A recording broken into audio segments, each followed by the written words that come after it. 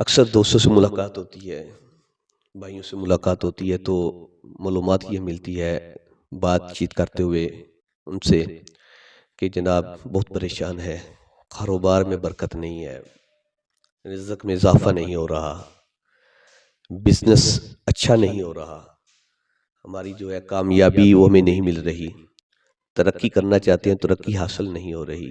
Student سے ملاقات ہو تو اسٹوڈنٹ کہتا ہے جناب میں ڈگری لینا چاہتا ہوں لیکن ڈگری نہیں مل رہی، میں بڑی کوشش کر رہا ہوں ناکام ہو جاتا ہوں، کسی نہ کسی وجہ سے مجھے کامیابی نہیں حاصل ہو رہی۔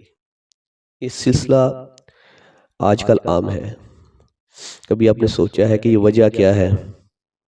یہ کیوں ایسے ہو رہا ہے کہ ہم کوشش تو کرتے ہیں، ہمارے اندر ایک لگن ہے محنت کی کہ ہم کامیاب ہو جائیں، صبح سے لے کے شام تک ہم کاروبار کرتے ہیں، کاروبار میں ٹائم پورا دیتے ہیں، پڑھائی میں ٹائم پورا دیتے ہیں، خواتین اپنے گھر میں اپنی کامیابی کے لیے اپنے بچوں کی پرورش میں ٹائم پورا دیتی ہے۔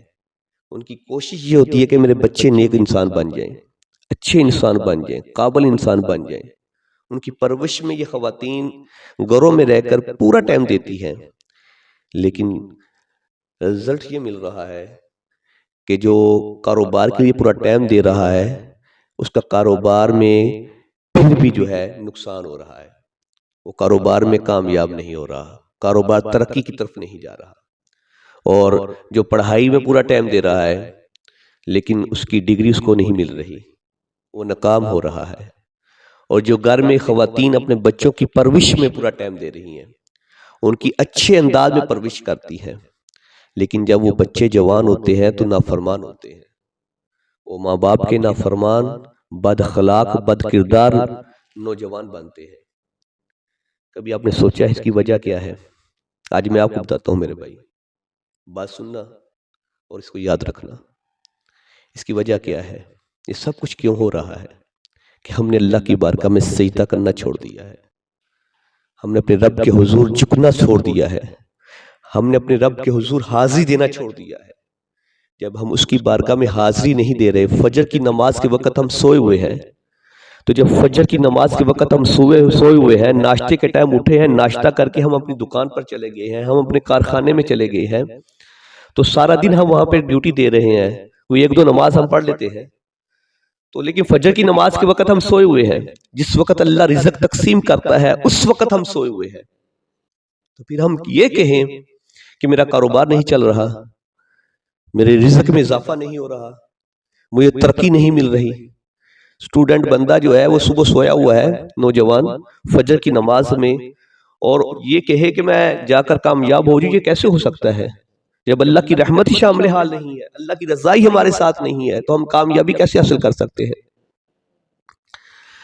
حضرت عمر رضی اللہ تعالیٰ عنہ ارشاد فرماتے ہیں کہ نمازی کی مثال ایسے ہے کہ جیسے ایک بندہ کسی بادشاہ کے دروازے پہ کھڑے ہو جاتا ہے، اس کے دروازے کو دستک دیتا ہے، دروازہ نہیں کھلتا، لیکن یہ بندہ پیچھے نہیں ہٹتا، فرمایا یہ دروازے کو دستک دیتا ہی رہتا ہے، دیتا ہی رہتا ہے، تو فرمایا اس کے دستک دینے سے کبھی نہ کبھی دروازہ کھل ہی جاتا ہے۔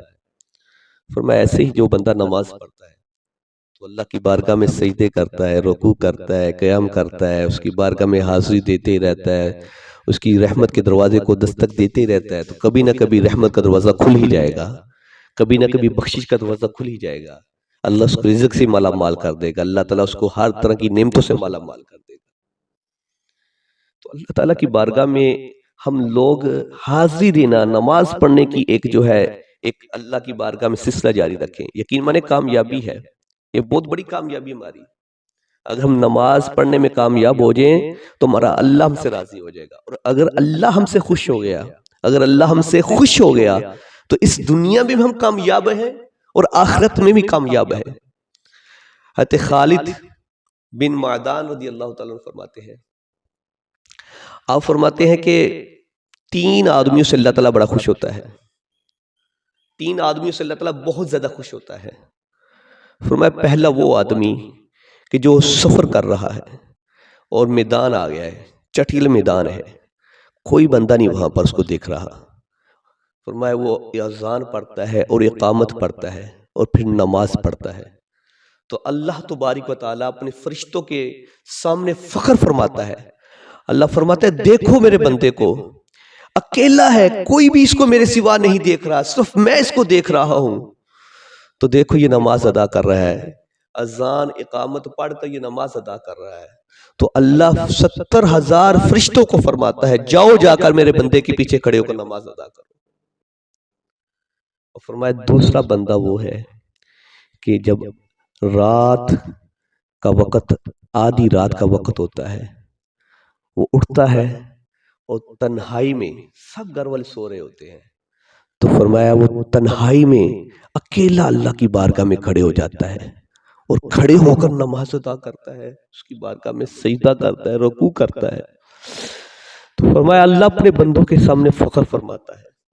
اللہ فرماتا ہے، اللہ اپنے فرشتوں کے سامنے فخر فرماتا ہے. اللہ فرماتا ہے دیکھو میرے بندے کو، اللہ فرماتا ہے دیکھو میرے بندے کو، یہ بندہ رات کو سب سوئے ہوئے ہیں گھر والے، اور یہ اکیلا کھڑے ہو کر میری بارگاہ میں حاضری دے رہا ہے.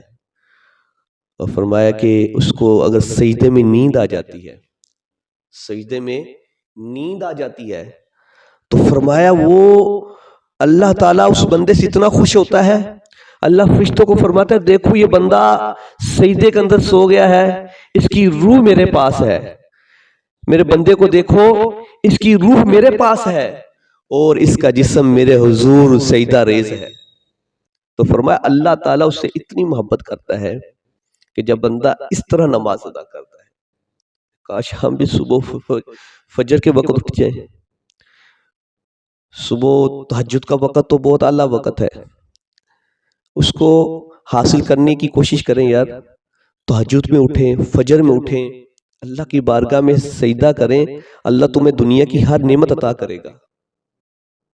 اور فرمایا تیسرا وہ بندہ ہے کہ جو بندہ جنگ میں شامل ہوا اور ثابت قدم رہا، جنگ میں شامل ہوا اور ثابت قدم رہا تو شہید ہو گیا. فرمایا اللہ اس سے بھی بہت زیادہ خوش ہوتا ہے. میرے پیارے بھائی، کوشش کریں اپنے آپ کو بدلیں، نماز کی عادت بنائیں، نماز کی پابندی کریں.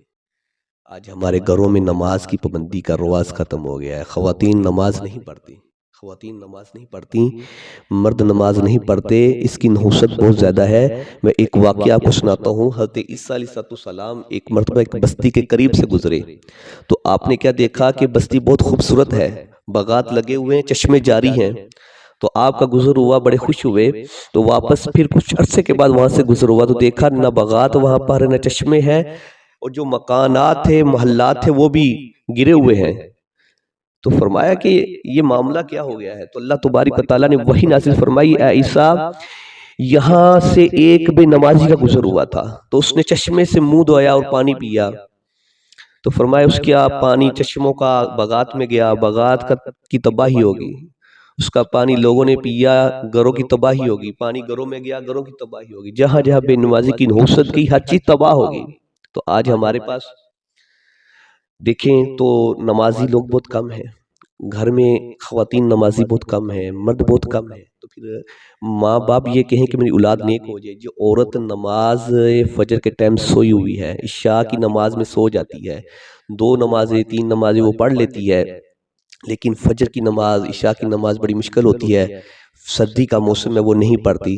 تو ماں اولاد کی پرورش کرتی ہے، ماں اولاد کو دودھ پلاتی ہے، ماں اولاد کو کھانا کھلاتی ہے، ہر چیز ماں کے ہاتھ سے جاتی ہے نا.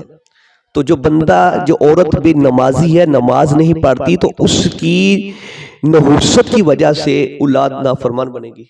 تو پھر یہ شکایت کی جائے کہ میری اولاد بڑی نافرمان ہے، یہ آپ شکایت نہیں کر سکتے.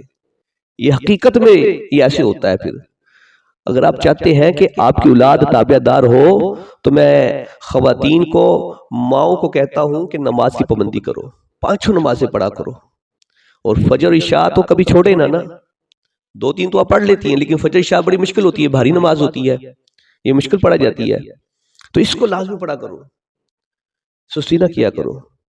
اور جو مرد باہر سے پیسہ کماتے ہیں، وہ پیسہ کما کر باہر اپنے گھروں میں بھیجتے ہیں، کچھ پاکستان میں رہ کے کام کاج کرتے ہیں، محنت کرتے ہیں، سارا دن مشقت کرتے ہیں، لیکن نماز نہیں پڑھتے، تو کاروبار میں برکت نہیں ہے. تو جب گھر میں پیسے آئیں گے تو اگر بیوی بھی بے نمازی ہوگی تو پھر تو بالکل برکت نہیں ہے۔ اگر آپ چاہتے ہیں کہ میرے کاروبار میں ترقی ہو، میرے پاس پیسے اچھے ہوں، عزت میں اضافہ ہو، آپ چاہتے ہیں کہ میری کاروبار میں دن دگنی رات چگنی ترقی ہو، تو پھر نماز کی پابندی آپ بھی کریں، 5 نمازیں پڑھیں، ایک نماز میں چھوڑیں، تو دیکھنا تمہیں دنیا کی ہر نعمتیں ملیں گی، کامیابی ملے گی۔